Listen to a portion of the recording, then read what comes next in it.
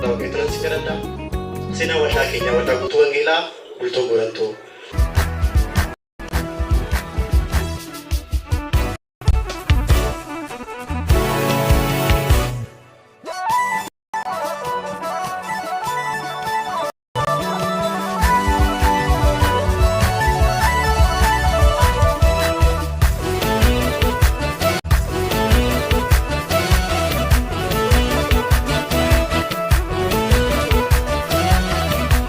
Hundumanwa Waaqayyo Abbaa Gooftaa keenya Yesuus Kiristoos isa karaa Kiristoos eebba hafuuraa hundumaan jaalalaa fi waan lafarraa hundumaan eebbiseef galanni haa ta'u. Amiin. Ammas irra deebinee kabajamtoonni fi jaalatamtoonni keessummoonni keenya waamicha keenya kabajanii waajjira muummee waldaa keenya Dursii irraa kan dhuftan, waajjira naannoo irraa kan dhuftan, kabajamtuu fi jaalatamtuu waldaa Saansuus irraa kan dhuftan, waldoolee ollaa irraa kan dhuftan, waajjira mootummaa adda addaa irraa kan dhuftan, dhuunfaadhaan waamichi isiniif godhamee kan argamtan miseensonnii fi tajaajiltoonni waldaa keenya hundinuu guyyaa har'aan waliin waaqeffachuuf waldaa keenyatti kan argamtan bakka gargaaramnee guyyaa jaallatamaa fi eebbifamaa kana geenjichaa waldaan keenya namoota guyyaa har'aa sagantaa keenya irratti argamaniin jaalallii fi arjummaa Waaqayyo Abbaa isiniif haa baay'atu kan jettu yoo ta'u, nu gidduutti argamuu keessaniif jaalallii fi kabajni keenya guddaa isiniif ta'u garaa keenya irraa isiniif ibsina. Kanumatti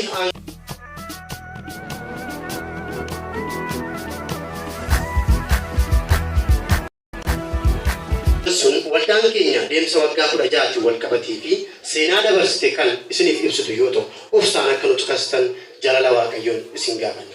Waggoota darban kana keessatti bu'aa bahii hedduu dabarsaa kan turtee fi milkaa'insa baay'ee lakkaa'aa kan turte yoo ta'u, walumaa galasaatti deemsa dabarsitee fi milkaa'insa gonfattee wal qabsistee guyyaa galataa fi gammachuu qopheessitee isin waliin galateeffataa jirti.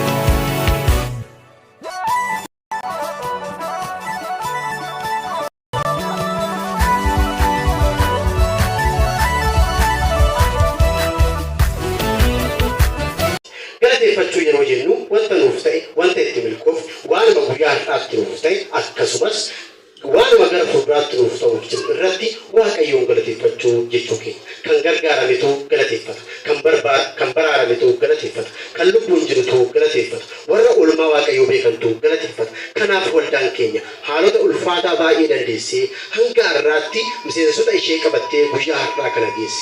As ga'uun ishee lolli dhabamee osoo hin taane inni mataa waldaa kiristaanaa ta'e Kiristoos waan ishee gargaareef. Kanuma bu'uureeffachuun waldaan keenya yaada yookiin marii qaalii Waaqayyo waan guddaa nuuf hojjetee argisiiseera. Nuyi warra gammachuu hin taane jettee bara keessaa bareedaa akkasii keessaa jiini tokko murtaa'ee waldaan keenya bara 1999 akka lakkoofsa Itoophiyaatti ji'a onkoloolessaa keessa lafa kanatti tokko jettee kadhataa fi hojii lallaba wangeelaa eegalte.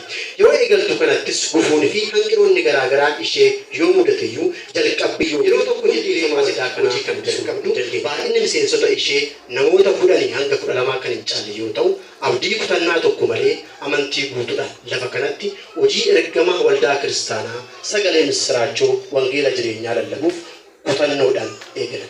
Bara afaan Oromoo dubbachuun naannoo kanatti ulfaataa turetti dargaggoonni keenya afaan isaaniitiin akka waaqessanii fi naannoo yookiin lafa kanatti afaan Oromootiin akka lallabamuuf namoonni kun ga'ee guddaa taphatan. Hawwiif karoorri isaanii kun gochatti jijjiiramee milkaa'inaa fi guddina waldaa keenya har'aa keessatti ga'een isaanii fi dadhabbiin isaanii kan dagatamu osoo hin taane seenaa fi ashaaraa guddaa ta'e kan odeeffamuu fi milkaa'insa guddaa har'a arganne kana keessatti kabajaa fi jaalala guddaa namoota kanaaf qabaachuu irra deebinee gammachuu guddaa ibsina.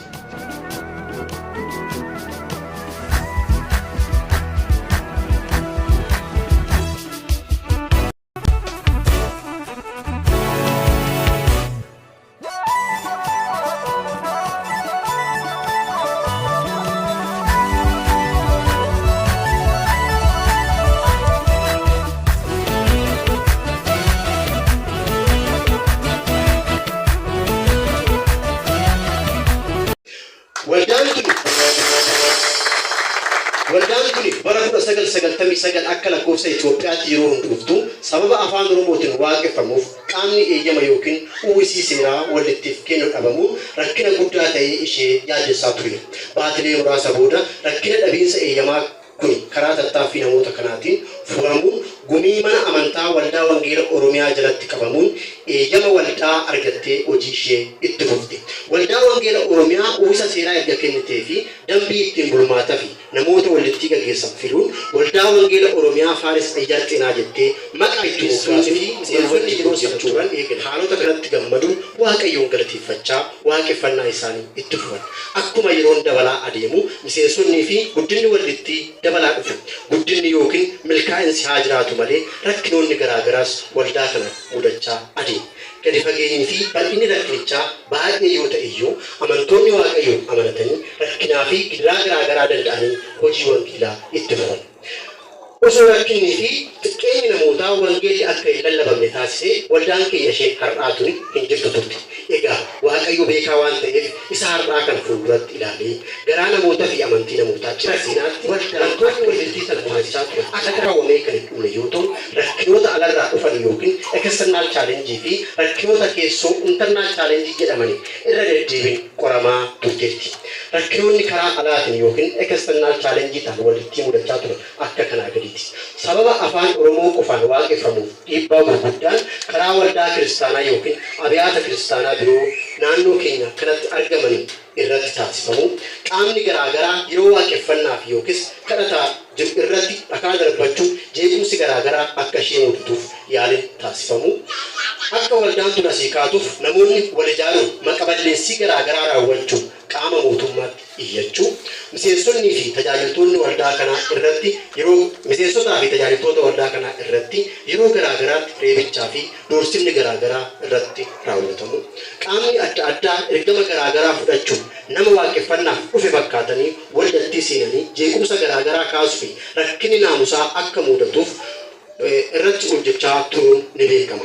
Saamichi garaagaraas yeroo adda addaatti waldatti kana irratti raawwachaa kan ture yoo ta'u kanumatti dabaluun yeroo garaagaraatti deeggarsa adda addaatiif heed oofisii waldaa wangeela Oromiyaa gaafattee deebiin argamu furmaata barbaadu irra rakkoo jiru irratti rakkoo kan biraa dabaloo waan turaniif yeroodhaa yerootti walitti yaaddessaa fi rakkisaa ture.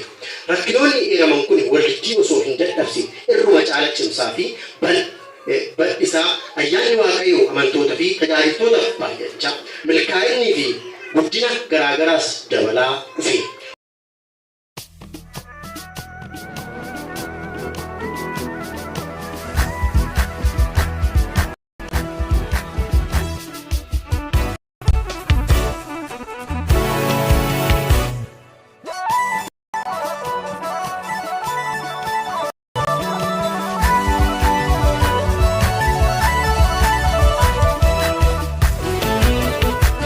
Waldaan keenyas adeemsa wantoota kanaa gaafa hubattu adaraa ergama wangeelaatiif jecha fala barbaaduuf namoota qaama walitti ta'an waliin kallattii furmaataa barbaaduuf marii eegalte. Bu'uuruma kanaan gaafa caamsaa 15/2013 akka lakkoofsa Itoophiyaatti miseensonni hundi yaadicha irratti erga mari'atanii booddee waldaa guutuu wangeelaa Itoophiyaa waliin hojjechuuf sagalee guutuudhaan murtaa'e.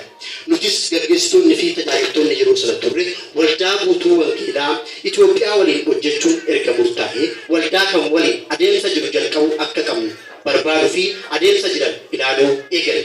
Baatiruma caamsaa kana keessaa waldaa warra wangeela Itoophiyaa waldaa guutuu wangeelaa saansuusii ilaaluudhaa fi gaaffii isin jalatti qabamuu barbaanna jedhu qabannee sagantaa fayyinaa guyyaa facaasaa jiru irratti argamne.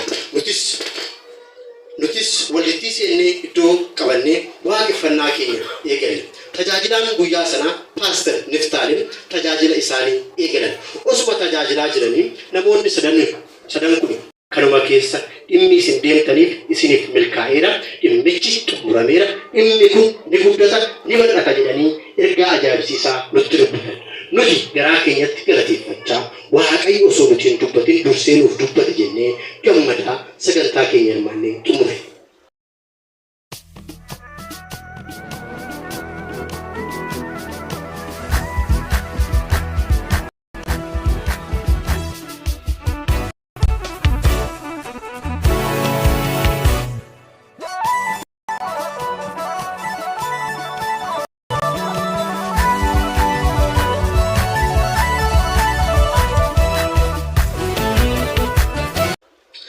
Sagantaa keenyaa booda Paastar Niftaalem hin dubbisuudhaaf duubatti hafnee dhimma kanaaf isin barbaanna jennee xalayaa itti kennan. Xalayaa keenya erga dubbisan booddee isaanis kolfanii dubbichi olii waan dhufeef tola jennee fudhachuudhaan alatti filannoo kan biraa hin qabnu jedhanii simannaa fi kabaja guddaa nuuf kennan. Sana booda yeroo adda addaatti gorsaa fi qajeelfama adda addaa nuuf kennaa. Haalduree adda addaa xumuru walii galtee wal wajjin hojjechuu waliif mallatteessinee hojii keenya hojjechuu eegale. Sana booda waldaan Saansuusii nuffii tokko malee gaggeessitoota keenya, tajaajiltoota keenya fi miseensota keenya barumsaa fi leenjii adda addaa kennuun jajjabeessaa dhufte.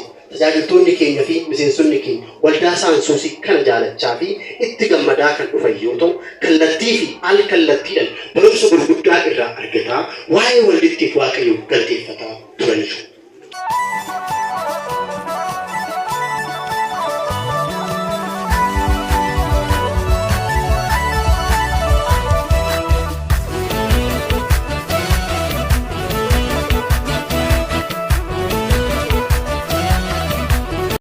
Waldaa keenyaaf waldaan Saansuusii xiyyeeffannoo nuuf kennuun deeggarsa nuti gaafanne hunda nuuf raawwachaa nu deeggaraa akka nuti jabaannee waldaa of dandeesse fi waldaa balballi gaanname hin dandeenye taanuuf halkaniif guyyaa nurratti hojjettee sababa milkaa'ina keenya har'aa nuuf taatee jirti.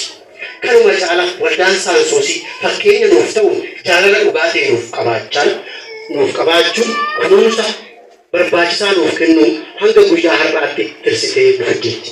Dhugaa dubbachuuf waldaan Saansuusii akka biyyattiitti maqaa gaarii kan qabduu fi waldoota guutuu wangeelaa Itoophiyaa keessa jiran keessaa waldaa rool moodelii taatee akka guutuu biyyattiitti sadarkaa jalqabaa irratti argamti. Waldaan Saansuusii waldaa foolii Kiristoos qabduu fi amantoota ofitti qabuun jireenya fakkeenyummaa qabu jiraachuudhaan ergama waldaa kiristaanaa kan ta'e wangeelii namoota hundumaa bira akka ga'uuf hojjechuu irratti ishee hangafaati.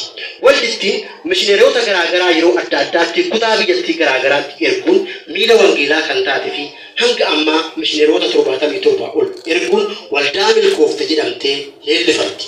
Waldaan keenyas waldaa Saansuusii waliin hojjechuutti gammachuu guddaan kan nutti dhaga'amu yoo ta'u, milkaa'insa keenya har'aa kana keessatti ta'ee waldaa Saansuusii guddaa yoo ta'u iyyuu waa'ee isaaniitiif guddisnee Waaqayyoon galateeffanna. Mee Waaqayyo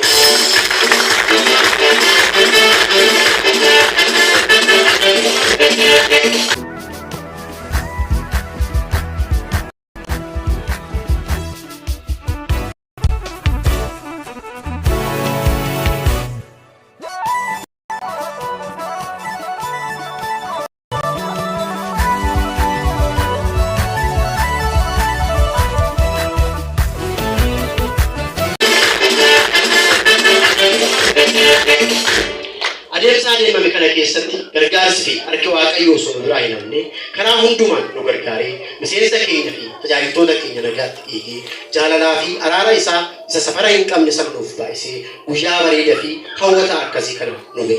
Egaa kabajamtoonni fi jaalatamtoonni keessummoonni keenya deemsa waggaa 16 kana keessatti harki Waaqayyoo nu gargaaree milkaa'insaa fi boojuu guyyaa har'aa kana waan nu gonfachiiseef bakka waldaa keenyaa buutanii akka nuuf galateeffattan kabajaan isin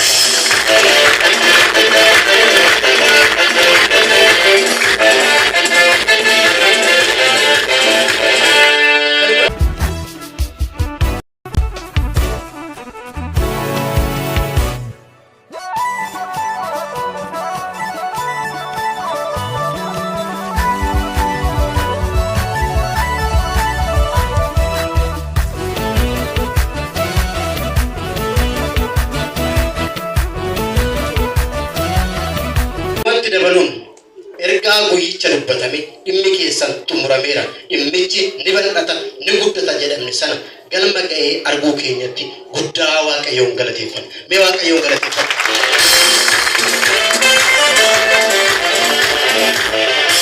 Ammatti waldaan keenya bu'aa bahii dabarsite kana akka seenatti lakkaa'aa deemsa ishee Waaqayyo waliin taasisaa hojii ergama waldaa kiristaanaa raawwachuuf mul'ata ergama sola yookiin baari'uu kaawwattee galma ishee Kiristoosin taasiftee wangeela hojjechuuf kutattee jirti.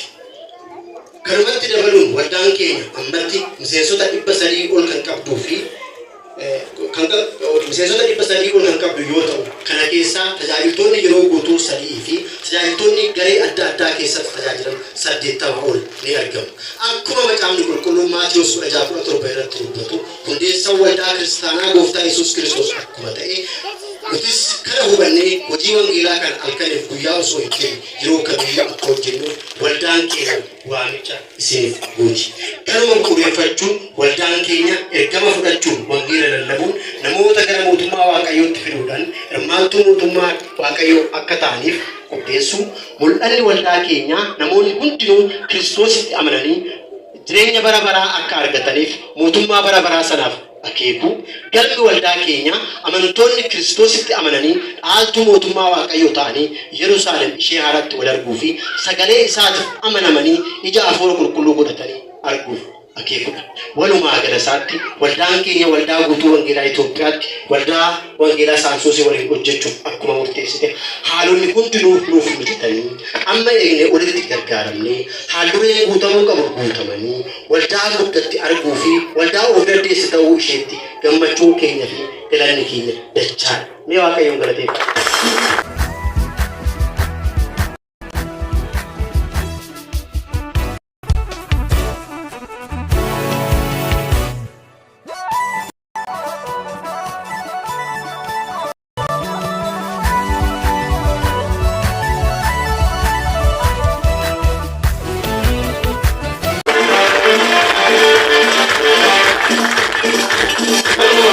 Kanuma wal qabatee haalonni ulfaatoo ta'an nuuf salphatanii wantoonni waldaan keenya akeekte fiixa ba'uu isaatiif Waaqayyoon guddaa galateeffanna.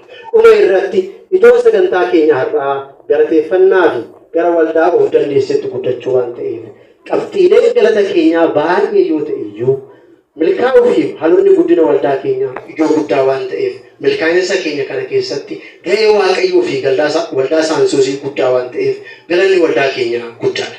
Kabajamtoonni fi jaalatamtoonni keessummoonni keenya miseensonni fi tajaajiltoonni waldaa keenyaa akkasumas namoonni ammatti nu waliin waaqeffachuuf galma kana keessatti argamtan hundinuu waamicha keenya kabajanii tasgabbiidhaan nu waliin waaqeffachuu keessaniif Waaqayyo isin haa eebbisu. Ameen. Adoolessa 30 bara 2015 Finfinnee Bultoo Goorantoo.